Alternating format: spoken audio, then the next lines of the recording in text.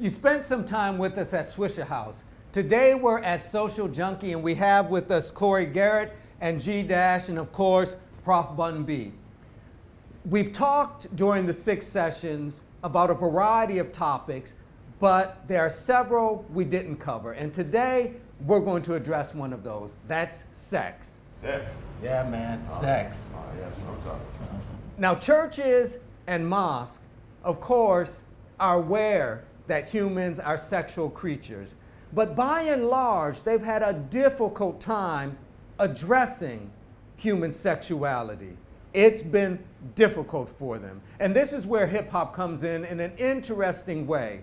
Hip hop, as a child of the blues, has had a much easier time bringing human sex and sexuality to the forefront. Is that right, Prof? Oh yeah, without a question. And a lot of times when you hear the terms hip hop and sexuality, there's more of a deviant identity that's associated with it. But since the beginning of hip hop has been aware of, trying to bring awareness to different things other than just, blatant, rub up against me type of situation. We always hear hip hoppers talking about making it rain and strip clubs and, alluding to that kind of thing. But since the beginning of hip hop has been aware of sexual diseases and the protection against them, from the earliest of hip hop records up until modern day. And I know that, Corey, you've been a part of a movement that exists within hip hop culture to help educate people about sexual diseases and just being more aware about their sexuality. Definitely, yeah. And I was able to do that, in conjunction with G-Dash and Swishahouse. As you know, they have a platform that reaches millions, right?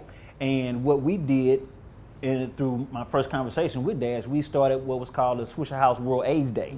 As we all know, World AIDS Day is that one day in the year, December 1st, traditionally, in remembrance of. Right. And what we did, we said, hey, let's come to a community center here in Houston. Let's offer some free testing. Let's do some giveaways, and let's do some education. And that was received very well. From there, it just catapulted and springboarded, And since then, we've been doing other outreach activities. We've started a DVD mixtape that incorporates messages and entertainment, so those that are watching can be educated and entertained at the same time. Like KRS-One said, edutainment. Right. It's the same thing. So with this partnership with Swishahouse, we've been able to reach way more people than we could ever imagine. And I gotta attribute that to the movement established by Swishahouse and G-Dash. So G-Dash, give us a sense of how this started. I mean, it was basically Corey came to me and I wanted to just basically raise the awareness in the community about sexual transmitted diseases and getting tested. And we basically partnered up. I mean, like I said, it was a no-brainer for me to get involved with Corey because I wanted to bring this awareness to my community. I didn't seen it firsthand. I also worked in the penitentiary. I seen how the AIDS and HIV ran rampant in the penitentiary. And a lot of guys probably didn't know, to practice safe sex. So, Doc, we've talked about how hip hop has been trying to promote, sexual awareness, even through the lyrics and the music. Guys, from the beginning of hip hop, you can look at like a Kool Moe Dee would go see the doctor, telling guys, being aware about gonorrhea or syphilis. But then all the way up to like a Salt and Pepper, who makes a song called "Let's Talk About Sex," where we're having a real conversation about protecting yourself. If you want to embrace your body, you want to be sexual, just be smart, just be safe about that. But, hip hop has, I guess, an easier path to presenting its message thanks to the blues. Religion, however, has been a little bit more kind of on the outside of that conversation. Right, of course, and you have some exceptions, right? There are some churches, for example, who've done this really well, who understand that sex is a part of human existence and that there's something wonderful to be celebrated there, right? They don't shy away from it. Some churches passing out condoms, providing real sexual education, right? So some of this is happening, but there are others who are resistant, right? And Houston is full of churches. So I'm curious, and I imagine the students are curious as well, what has been the response of churches and church leaders to your efforts? Well, I know, back in maybe like 2007, 2008, renowned worldwide known gospel artist Yolanda Adams held a golf tournament.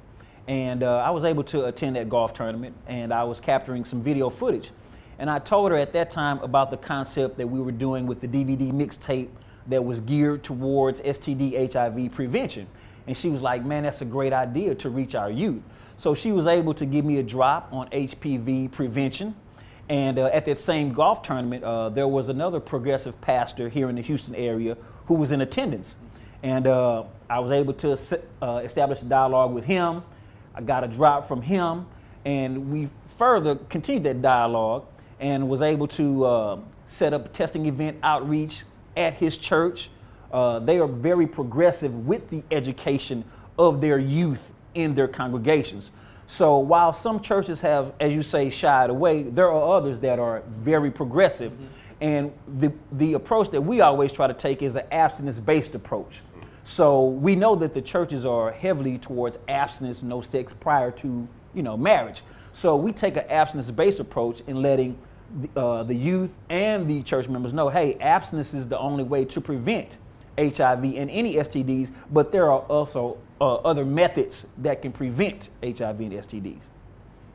Anything else we ought to know about Swisher House's involvement in this, G-Dash? I mean, and it was also very effective that we did the mixtape, because in the mixtape you had popular artists on this mixtape, but you also had Corey giving out information about abstinence and safe sex and getting tested. So that was really, really not only monumental, but it reached the youth because of the popularity of the artists that was on the mixtape, and with it being Swisher House and DJ Michael 5000 Watts, I think we got the word out because we gave away like so many thousands of mixtapes.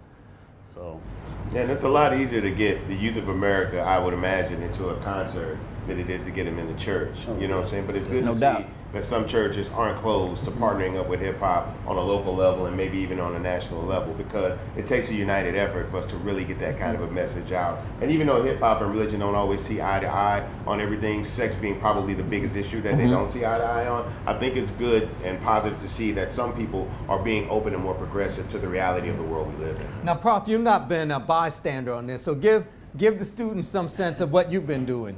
Well, I mean, in our music, we've always talked about, using condoms, you know what I'm saying, protecting yourself. We know how the world is. We know how we are. We know that people are going to have sex, So if they're going to have sex, they should do it right, you know what I'm saying? Normally we say wait until you're old enough to understand sex a little bit better. But no matter what age you are, if you're going to practice sex, practice safe sex. It's the best thing for you and the best thing for your partner.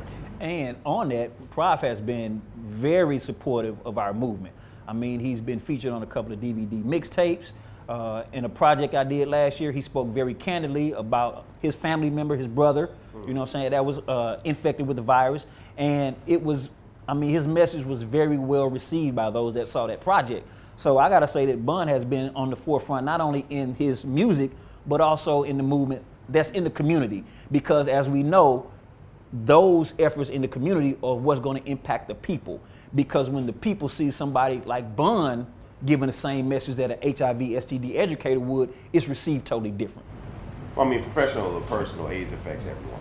That's the basis of it. So whether I'm sending a professional message or a personal message, it's still all in line with the thought process that everyone needs to be educated, no matter what level of having sex you are. Even if you've been having sex for 20, 30 years, still might help you to go out and get yourself tested, just to know your status and to be a little bit more educated, because diseases are actually popping up every day. So the stuff that you used to take a pill for back in the 70s, there's no pill for that now. You got to go get a shot, but more importantly, you got to get educated and you got to protect yourself.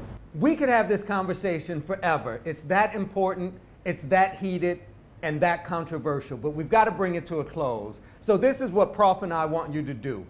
We want you to think about other topics that we've not covered during the 6 sessions, but that are really important.